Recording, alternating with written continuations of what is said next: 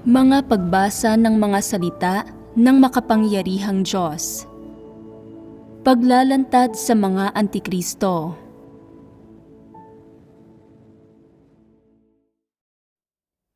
Ikasyam na item. Ginagawa nila ang kanilang tungkulin para lang maging tanyag sila at maisakatuparan ang kanilang sariling mga interes at ambisyon. Hindi nila kailanman isinasaalang-alang ang mga interes ng sambahayan ng Diyos at ipinagkakanulo pa ang mga interes na iyon, ipinagpapalit para sa kanilang personal na kaluwalhatian. Ikaapat na bahagi. Anumang kapirasong paghihirap ang nararanasan ng isang Antikristo o anumang halaga ang ibinabayad niya sa iglesia, hindi niya nararamdaman na parte ito ng kanyang obligasyon, na ito ang tungkuling dapat gawin ng isang nilikha, bagkus ay itinuturing niya ito bilang kanyang kontribusyon na dapat tandaan ng Diyos. Iniisip niya na kung natatandaan ng Diyos ang kanyang kontribusyon, dapat siyang magbigay kaagad, magbigay sa kanya ng mga pagpapala, pangako at espesyal na material na pabor, at dapat siyang tulutan ng Diyos na magkamit ng mga benepisyo at magtamo ng mga partikular na pakinabang. Saka lamang masisiyahan ang Antikristo. Ano ang pagkaunawa ng isang Antikristo sa tungkulin? Hindi niya nararamdaman na ang tungkulin ay isang obligasyon na dapat gampanan ng mga nilikha o isang responsibilidad na dapat tuparin ng mga sumusunod sa Diyos. Sa halip, pakiramdam niya, ang paggampan ng tungkulin ay isang alas sa pakikipagtransaksyon sa Diyos, isang bagay na maaaring ipagpalit para sa kanyang mga gantimpala, at isang paraan upang matugunan ang kanyang sariling mga ambisyon at pagnanais, at makakuha ng mga pagpapala para sa kanyang pananampalataya sa Diyos. Iniisip niya na ang pagkakaroon ng biyaya at pagpapala ng Diyos ay dapat na maging isang paunang kondisyon sa paggawa ng kanyang tungkulin, at na nagbibigay ito sa mga tao ng tunay na pananalig sa Diyos, na maaari lamang maging panatag ang mga tao sa paggawa ng kanilang mga tungkulin kung titiyakin ng Diyos na wala na silang mga alalahanin sa hinaharap. Iniisip din niya na dapat ibigay ng Diyos ang lahat ng kaginhawahan at espesyal na pagtrato sa mga taong gumagawa ng kanilang mga tungkulin, at na dapat tamasahin ng mga tao ang lahat ng pakinabang na ibinibigay ng sambahayan ng Diyos habang ginagampanan nila ang kanilang mga tungkulin. Ito ang mga bagay na dapat matanggap ng mga tao. Sa puso nila, ganito mag-isip ang mga Antikristo. Ang mga ganitong paraan ng pag-iisip ay ang tumpak na perspektiba at salawikain ng mga Antikristo, at kinakatawan ng mga ito ang kanilang saloobin sa tungkulin. Kahit gaano pa magbahagi ang sambahayan ng Diyos tungkol sa katotohanan sa paggawa ng tungkulin, hinding-hindi magbabago ang mga bagay na kinikimkim ng mga Antikristo sa kanilang puso. Habang buhay silang kakapit sa kanilang pananaw sa paggawa ng kanilang tungkulin. Mayroong isang parirala na maaari nating gamitin kaugnay sa pagpapamalas na ito. Ano iyon? Ito ay ang pagpapahalaga sa mga material na bagay ng higit sa lahat. Ibig sabihin, ang mga bagay lamang na maaari nilang hawakan sa kanilang mga kamay ang tunay at walang saysay ang pangangako. Ang diwa ng mga pagpapamalas ng mga Antikristong ito ay materialistiko, tama ba? Ang materialismo ay ateismo. Naniniwala lamang sila sa kung ano ang kanilang nakikita at nahahawakan. Ang nakikita lamang nila ang may halaga at itinatanggi nila ang pag-iral ng anumang bagay na hindi nila nakikita. Kaya, matutukoy natin na ang kaalaman at pagkaunawa ng isang antikristo sa tungkulin ay tiyak na salungat sa mga katotohanang prinsipyo at naganap itong kapareho ng pananaw ng mga walang pananampalataya. Tunay na sila ay mga hindi mananampalataya. Hindi sila naniniwala sa pag-iral ng Diyos at hindi sila naniniwala na ang lahat ng salita ng Diyos ay ang katotohanan, ang tunay na daan. Naniniwala lamang sila na totoo ang kasikatan, pakinabang, at katayuan, at na ang lahat ng kanilang hinahangad at tinatamasa ay maaari lamang makamit sa pamamagitan ng pagsusumikap at pakikibaka ng tao at sa pamamagitan ng halagang ibinabayad nila. Paano ito naiiba sa pananaw na nagsasabing, dapat lumikha ng kaligayahan ang mga tao gamit ang kanilang sariling mga kamay?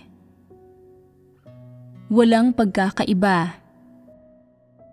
Hindi sila naniniwala na makakamtan ng mga tao sa huli ang katotohanan at ang buhay sa pamamagitan ng paggugol ng kanilang sarili at pagbabayad ng halaga para gawin ng maayos ang kanilang mga tungkulin para sa Diyos.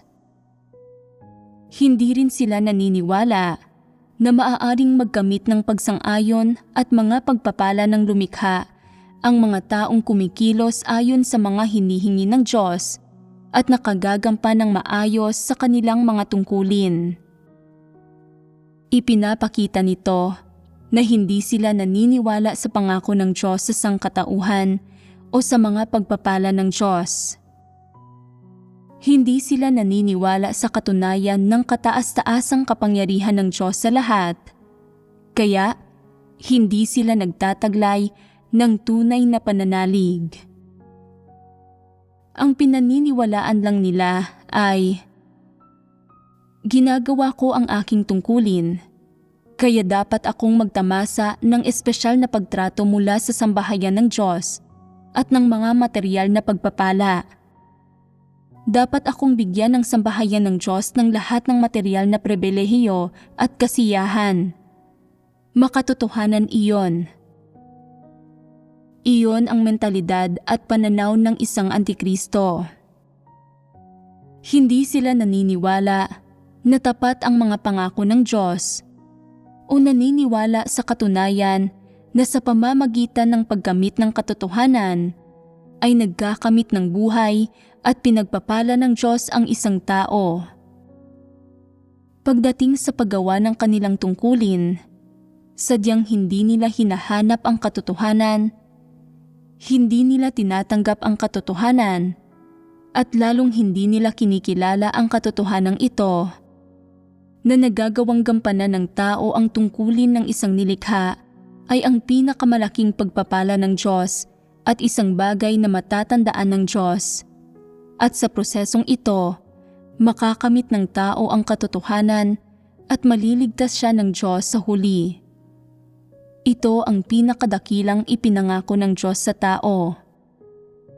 Kung pinaniniwalaan mo ang mga ipinangako sa iyo ng Diyos at matatanggap mo ang mga pangakong ito, kung gayon, mayroon kang tunay na pananalig sa Diyos.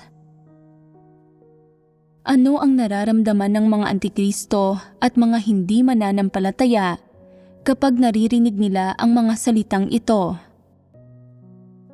Sa tingin nila, ang mga salitang ito na sinasabi ng Diyos ay para lamang taniman ang mga tao ng ilusyon upang mahikayat na magserbisyo sa Diyos ang ilang taong hangal at mahina ang isip, at pagkatapos ay itaboy ang mga ito kapag natapos na ang serbisyo ng mga ito. Iniisip ng mga antikristo na makamit ang katotohanan? Ha! Sino ba ang nakakakita kung ano ang katotohanan? Sino ang nakakahawak sa mga pangako ng Diyos? Sino ang nakatanggap na sa mga ito? Hindi makatotohanan ang mga pangako ng Diyos. tanging ang pagkakamit ng kasikatan at pakinabang at pagtatamasa ng mga pakinabang ng katayuan ang makatotohanan. Tanging ang pagsusumika para sa kasikatan at pakinabang at pagtatamasa ng mga benepisyo ng katayuan ang totoo. Matagal ko nang naririnig ang tungkol sa mga pangakong ipinagkakaloob ng Diyos sa tao at ang katotohanang ibinibigay niya sa tao. Pero wala akong anumang ipinagbago.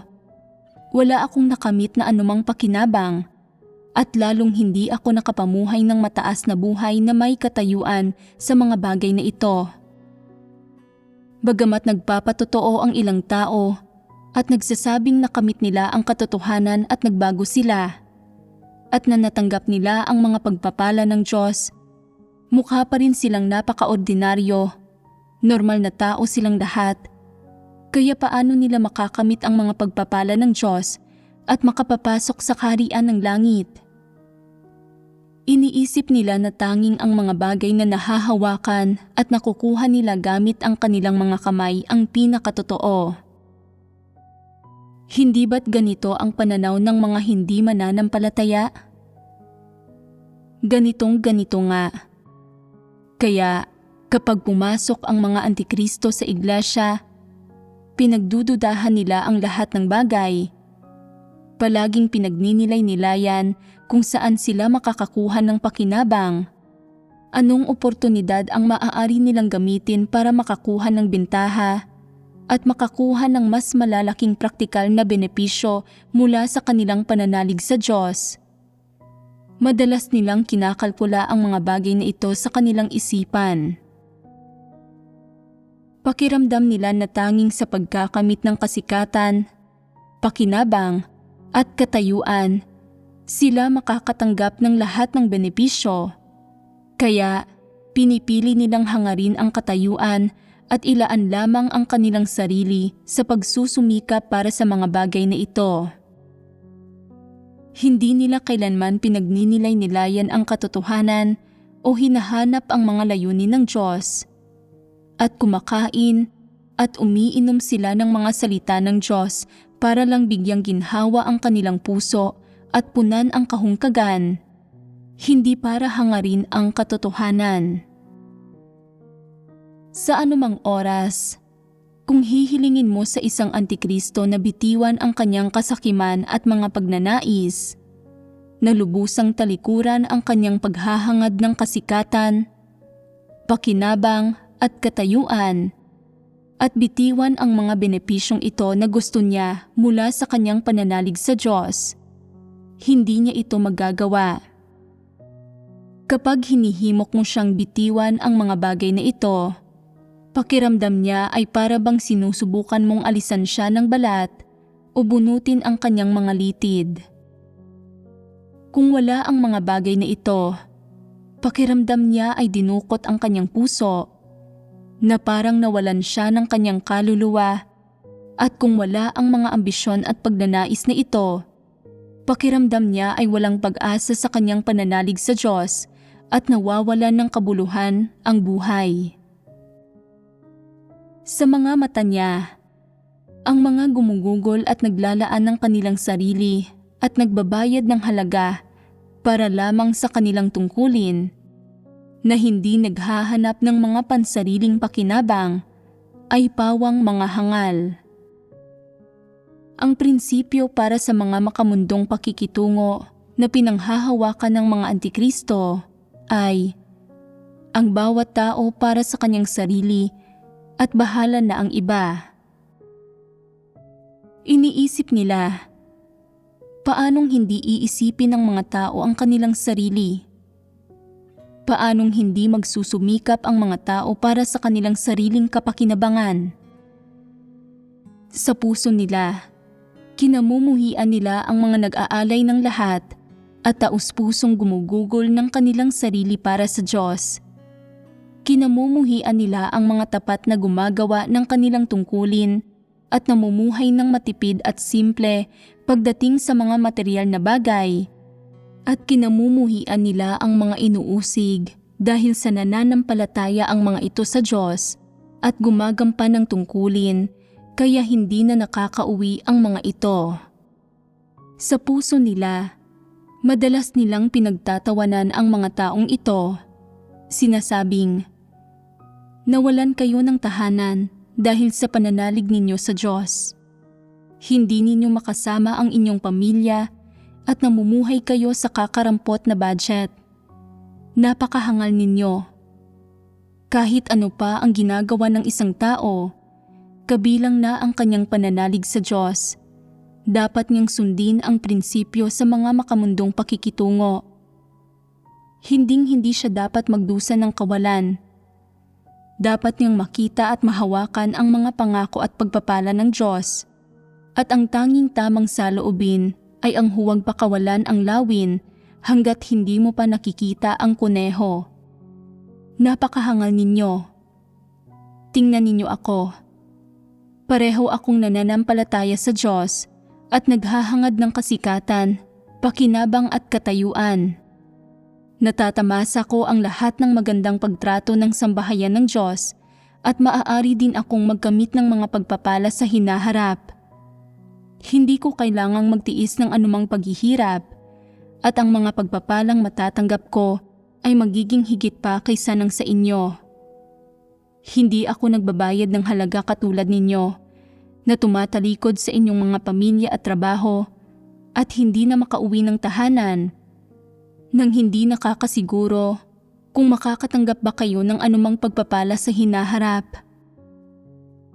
Anong klase ang mga taong ito?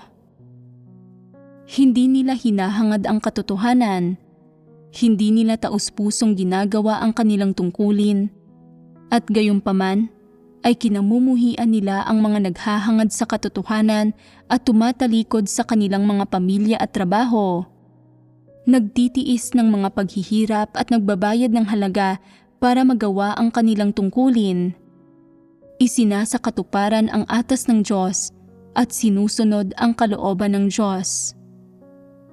Marami bang ganitong tao?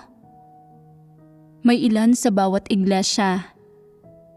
Mga tunay bang mananampalataya sa Diyos ang mga taong ito?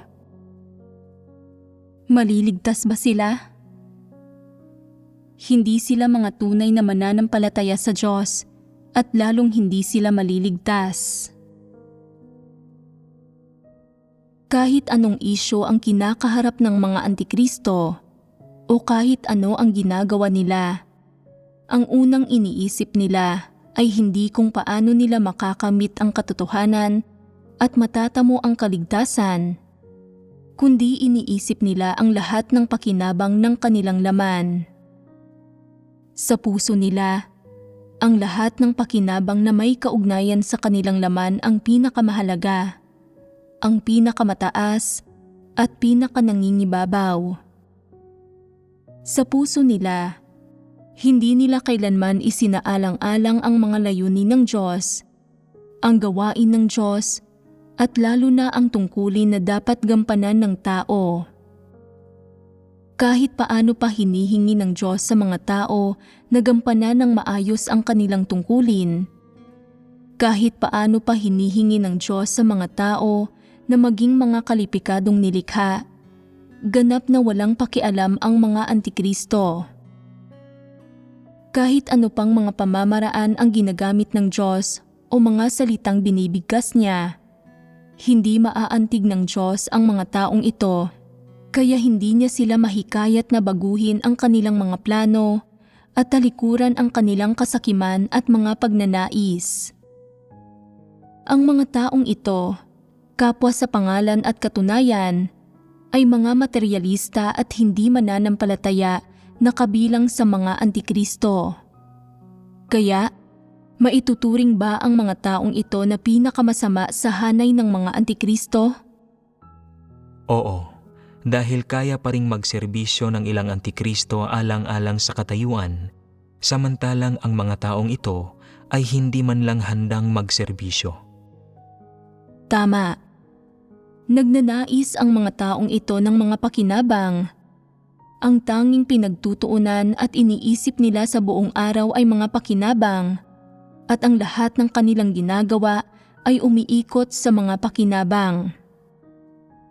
Ang ilang tao ay gumagawa ng mga tungkulin na pagpapatuloy sa bahay at kapag nauubusan sila ng mga itlog, bigas o harina, agad nilang sinasabi sa iglesia na magpadala ng tao na bibili ng mga bagay na ito. Hindi sila bumibili ng anuman ng sila mismo, para bang hindi nila kailanman kinain ang mga bagay na ito sa kanilang bahay bago sila nagsimulang gumawa ng tungkulin na pagpapatuloy sa bahay. Noong hindi pa sila gumagawa sa tungkuling ito, binibili nila ang lahat ng bagay na ito ng sila mismo. Pero sa sandaling magsimula sila sa tungkuling ito, nakakaisip sila ng mga palusot.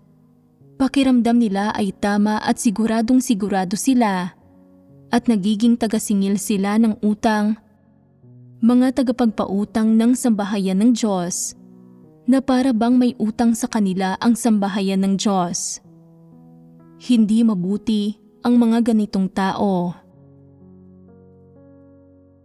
Nakapanirahan ako sa ilang bahay tuluyan sa mainland China at may kamanghamanghang pagkatao ang ilan sa mga kapatid. Kahit na 2 o 3 taon pa lang sila nananampalataya at hindi pa gaanong nakakaunawa sa katotohanan, taos-puso nilang ginagawa ang kanilang mga tungkulin na pagpapatuloy sa bahay. Kapag sinubukan silang bigyan ng pera ng sambahayan ng Diyos, tatanggihan nila ito. Magbibigay sila ng pera kapalit ng anumang ibinigay sa kanila ng mga kapatid at maingat nilang sinisinop ang anumang pag-aari ng sambahayan ng Diyos. Kung may anumang bagay na binili ang sambahayan ng Diyos na hindi nagamit, magbibigay pa sila ng pera sa sambahayan ng Diyos na katumbas sa halaga ng bagay na ito.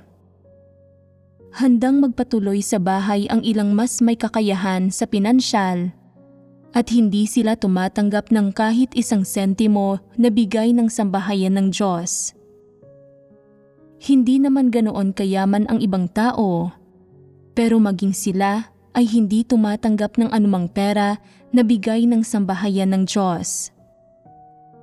Anuman ang ibigay ng iglesia o ng mga kapatid sa kanilang bahay para gamitin sa pagpapatuloy, hindi nila ito lulustayin. Ito ba ay dahil nauunawaan nila ang katotohanan? Hindi. Sadyang ito ang kanilang karakter.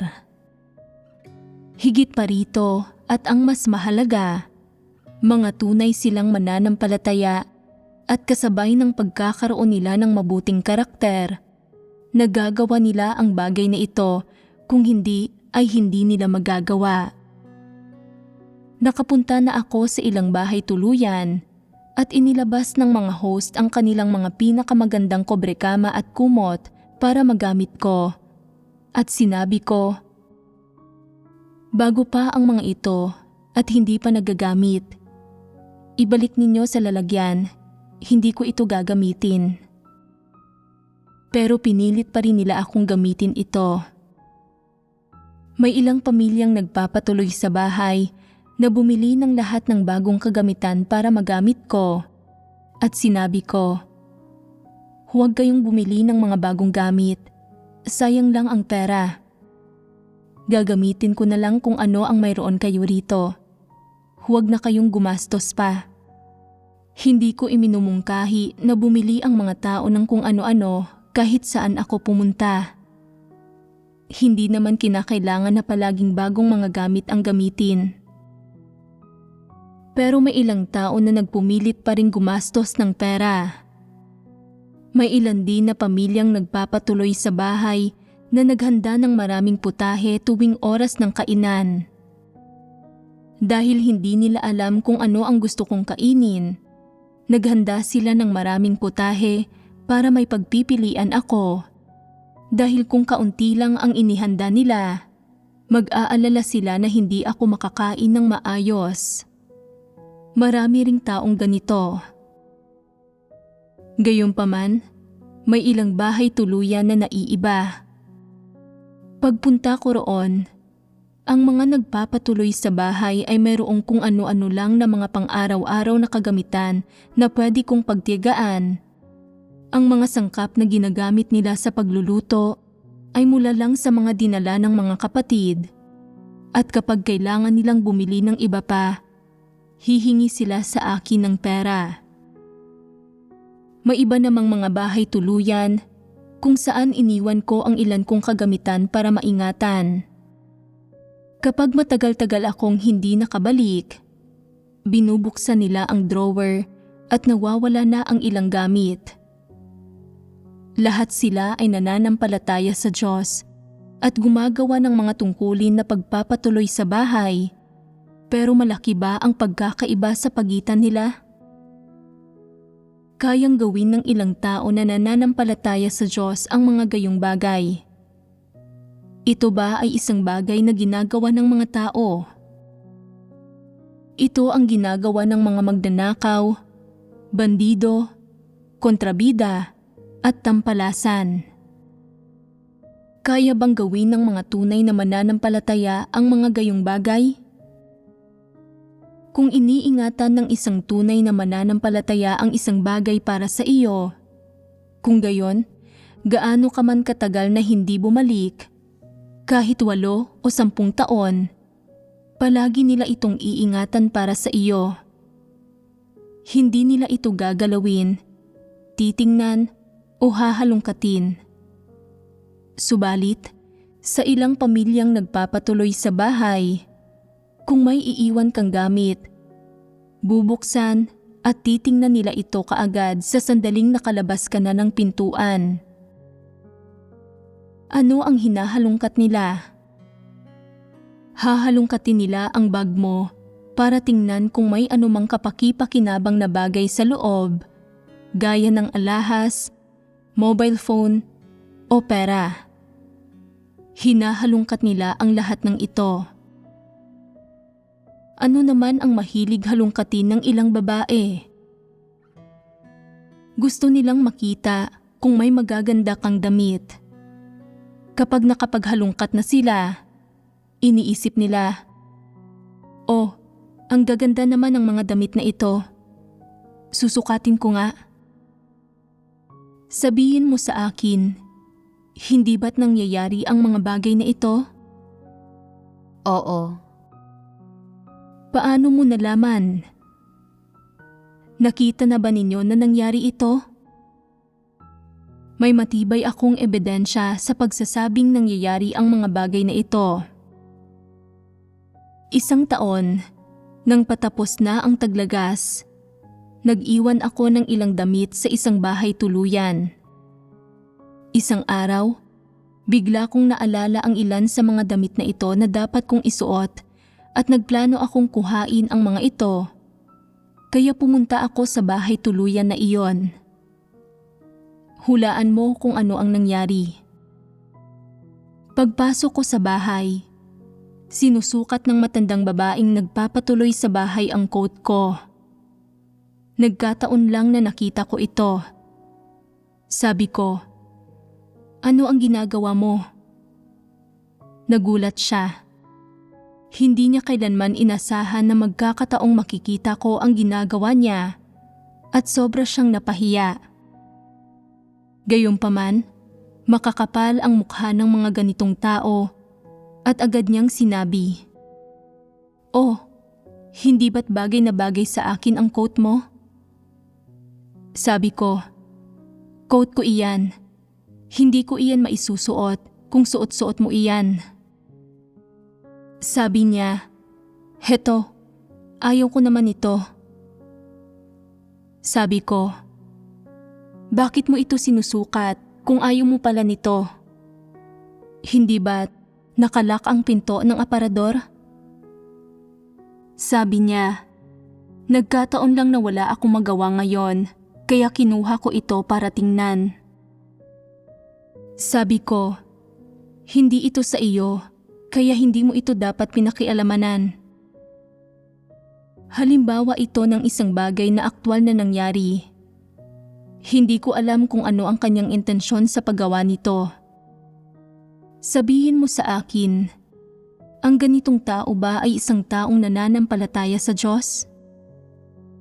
Dapat ko ba siyang ituring na mananampalataya sa Diyos at kasapi ng pamilya ng Diyos?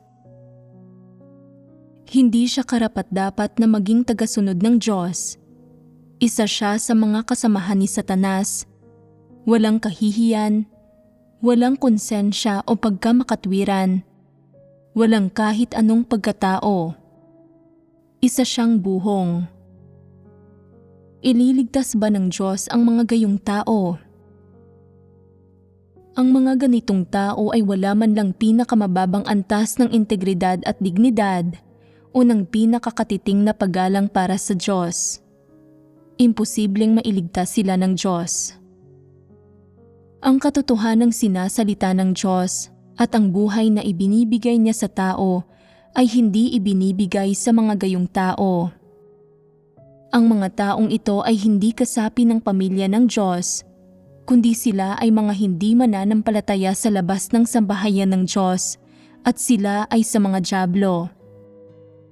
Bukod sa kalikasang diwa ng mga antikristo na hindi nagmamahal sa katotohanan at tutol sa katotohanan, napakababa at napakakasuklam-suklam din ng kanilang karakter, at ang mga gayong tao ay kasuklam-suklam, kalait-lait at kamuhi-muhi. Mula sa mga pagpapamalas ng mga taong ito na lumulustay ng mga ari-arian ng sambahayan ng Diyos na pinag-usapan natin kanina lang, sapat na ito para ipakita na anumang tungkulin ang ginagawa ng mga taong ito, hindi nila kailanman tunay na ginugugol ang kanilang sarili at hindi nila ito kailanman ginagawa ng may sinseridad. Sa halip, nakakaisip sila ng kanilang sariling mga agenda, kasakiman at pagnanais. Naghahabol sila ng mga pakinabang at hindi para makamit ang katotohanan. Kaya kahit paano mo ito tingnan, hindi sapat para sa Diyos ang pagkatao ng mga gayong tao. Kaya sabihin ninyo sa akin, itinuturing ba ninyong sapat ang pagkatao ng mga gayong tao at itinuturing ba ninyo sila na mabubuting tao? Hinahamak din ninyo ang mga gayong tao, hindi ba? Kapag nabalitaan ng ilang tao na may biniling gamit ang sambahayan ng Diyos, gusto nilang makibahagi rito, at kapag nakikita nilang nagdodonate ng mga damit ang mga kapatid, hindi mahalaga kung karapat-dapat ba sila o dapat ba silang magkaroon nito. Sinisikap nilang makuha ito, mas maagap na kumikilos kaysa sa sino man. Kapag nababalitaan nila na may trabaho ang sambahayan ng Diyos na kinakailangang gawin, o na mayroong ilang marumi o nakakapagod na trabaho na kailangang gampanan, agad silang nagtatago at hindi mo sila makita kahit saan. Ang mga gayong tao ay tuso at madaya, mababa ang pagkatao, kalait-lait, kasuklam-suklam at nakakasuya sila. Sa paggamit ng iba't ibang pagpapamalas ng mga antikristo sa kanilang paglulustay sa mga pag-aari ng sambahayan ng Diyos para himayin ang kanilang pag-aalala sa kanilang sariling mga pakinabang sa bawat aspekto, makikita natin na ang mga taong ito ay mga hindi mananampalataya. Sila ay mga materialista, mga taong kalait-lait, mababa at may hamak na karakter, kasuklam-suklam at hindi mga tao na ililigtas ng Diyos. Ang definisyon sa mga gayong tao ay hindi na kailangang ikategorya bilang tutol sa katotohanan. Makikilatis na natin sila sa pamamagitan ng kanilang pagkatao at karakter, kaya't hindi na kailangan na itaas pa ito ng husto sa antas na may kinalaman sa katotohanan. Sa makatuwid, sa sambahayan man ng Diyos o sa anumang grupo ng mga tao, ang mga gayong tao ay palaging ang pinakamabababa at pinakakulang sa dangal. Siyempre, Kung susukatin sila sa sambahayan ng Diyos gamit ang katotohanan, lalo silang magmumukhang kalait-lait at mababa. Mayroon pa ba kayong mga halimbawa ng ganitong pagpapamalas na ipinapakita ng mga antikristo? Isang antikristo ang nag-aasikaso sa pag-imprenta ng mga aklat para sa sambahayan ng Diyos at nilustay niya ang daang-daang libong yuan ng mga handog sa Diyos sa pamamagitan ng huwad na pag-a-account. Matapos siyang maimbestigahan, natuklasan na bago siya nagsimula sa paggawa ng tungkuling ito, napakakaunti lang ng pera ng kanyang pamilya. Ngunit pagkatapos niyang simulan ang tungkuling ito, nakabili siya ng bahay at kotse pero hindi makita ang mga bagay na ito sa mga account. Talagang malulupit lahat ang kanyang kapamilya at kaya hindi na mababawi ang mga handog. Hindi ba't may direktang pananagutan ang mga leader at manggagawa sa pangyayaring ito? Oo, kalaunan, nang mas maraming detalye na ang naisiwalat, natuklasan na hindi kailanman tiningnan ng mga leader at manggagawa na may pananagutan noong panahong iyon ang mga account na pinamahalaan ng antikristong ito. Naging pabaya sila sa kanilang tungkulin at ang sitwasyon ay sanhi ng kanilang pagka-iresponsable. Tiyak na sila ay may direktang pananagutan. Kaya, dapat bang itala ang kanilang mga pagsalangsang sa talaang aklat ng Diyos? Paano pinangasiwaan ang mga taong ito pagkatapos ng nangyari? Ang ilan ay inalis at pinatalsik at ang ilan ay binabayaran ang mga nalustay na handog. Ito ay isang angkop na paraan ng pangangasiwa sa kanila. Ang mga leader at manggagawa ay nagpabaya sa kanilang tungkulin at nabigo silang tuparin ang kanilang mga responsibilidad sa pangangasiwa sa bagay na ito. Sa partikular, ginamit nila ang maling tao at hindi sila nagsikap na bantayan o pangasiwaan ang taong ito. Hindi nila maagap na natuklasan ang mga problema sa taong ginagamit nila at kaya lumitaw ang matitinding kahihinatnan na nagsanhi ng malaking kawalan sa mga handog sa Diyos at sa mga ari-arian ng sambahayan ng Diyos. Pananagutan ito ng lahat ng taong ito na direktang responsable at dapat na itala ang kanilang mga pagsalangsang. Ito ang mapaminsalang kahihinatnan na idinulot nila sa kanilang sarili sa hindi paggamit ng tamang tao para sa trabaho at nagdulot ito ng kawalan sa sambahayan ng Diyos. At sa huli, ang mga handog sa Diyos ang ibinayad na halaga. Sabihin ninyo sa akin, palagi bang sakim ang mga antikristo o lumilitaw lang ba ang masasamang ideyang ito kapag may nakikita silang kapaki-pakinabang? Palagi silang sakim. Ito ang dahilan kung bakit kapag nakikisalamuha at nakikipag-ugnayan kayo sa mga gayong tao, tiyak na matutuklasan ninyo ang kanilang kasakiman at mga pagnanais. Ang kahihinatnang ito ay bunga ng pagiging iresponsable ng mga leader at manggagawa, hindi pagkilatis sa mga tao, hindi malinaw na pagtingin sa mga tao, at maling paggamit ng mga tao, at kaya naging mabigat ang pananagutan nila at nararapat lang silang patalsikin.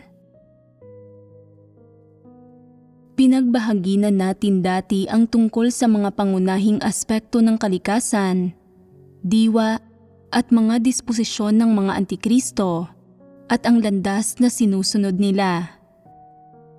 Ang pinagbabahaginan at hinihimay natin ngayon ay ang mga pagpapamalas sa loob ng saklaw ng pagkatao ng mga antikristo at ito ay kaugnay sa tunay na buhay. Bagamat isa lang itong maliit na aspekto, makakatulong pa rin ito sa mga tao na matukoy ang ilang pagpapamalas ng mga antikristo. Ang mga ito rin ay mga partikular na halatang katangian, palatandaan at simbolo ng mga antikristo. Halimbawa, Ang isang antikristo ay mahilig sa katayuan, kasikatan, pakinabang, at impluwensya, at napakamakasarili, kalait-lait at malupit siya, at hindi niya minamahal ang katotohanan. Kaya kumusta ang kanyang pagkatao at karakter? Sinasabi ng ilan, bagamat mahilig ang ilang antikristo sa reputasyon at katayuan, mayroon pa rin silang marangal at kagalang-galang na mga karakter at nagtataglay sila ng konsensya at katwiran. Tama ba ito? Hindi ito tama. Bakit hindi? Huwag na nating pag-usapan kung anong disposisyong diwa mayroon ang mga antikristo. Tingnan muna ang kanilang pagkatao at karakter. Tiyak na hindi sila mabubuting tao. Hindi sila mga taong may dignidad, konsensya, o marangal na integridad. Lalong hindi sila mga taong nagmamahal sa katotohanan. Kaya ba ng mga taong may ganitong pagkatao na sumunod sa tamang landas? Tiyak na hindi. Dahil hindi taglay ng kanilang karakter ang diwang sumusunod sa tamang landas, at kaya hindi posibleng mamahalin ng mga taong ito ang katotohanan, lalong hindi nila ito matatanggap. Batay sa intensyon at saloobin kung paano ginagawa ng mga antikristo ang kanilang tungkulin, ang karakter at pagkatao ng mga antikristo ay nagiging sanhi para itakwil at tutulan sila ng mga tao, at higit pa rito, itinataboy sila ng Diyos. Kahit anong tungkulin ang gawin nila, palagi nilang gustong lustayin ang mga ari-arian ng sambahayan ng Diyos at humingi sa Diyos ng mga gantimpala, pera, gamit, at mga pakinabang. At ano ang tingin ng Diyos sa kanila? Tiyak na hindi sila mabubuting tao. Kaya, sa mga mata ng Diyos, paano niya mismo tinutukoy ang mga gayong tao? Anong pangalan ang ibinibigay niya sa mga gayong tao? May isang kwentong nakatala sa Biblia mula sa kapanahunan ng biyaya. Madalas magnakaw si Judas mula sa lukbutan ng pera, at sa huli ay ginamit siya ng Diyos para magserbisyo. Ang ipagkanulo ang Panginoong Hesus. Ipinako ang Panginoong Hesus sa krus, at si Judas na gumampan sa papel ng pagkakanulo sa kanyang Panginoon at mga kaibigan, ay namatay ng may biyak sa kanyang tiyan.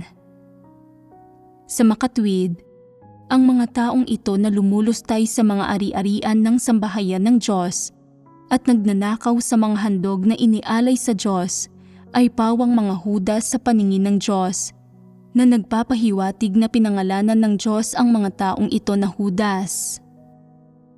Bagamat ang mga antikristong kinokondina ngayon bilang mga Judas ay hindi na gumagawa ng mga bagay tulad ng pagkakanulo sa kanilang Panginoon at mga kaibigan gaya ng ginawa ni Judas, pareho pa rin ang kanilang kalikasang diwa. Ano ang pagkakapareho nila? Sinasamantala nila ang kanilang posisyon at ang oportunidad na makagawa ng kanilang tungkulin para nakawin at lustayin ang mga ari-arian ng sambahayan ng Diyos.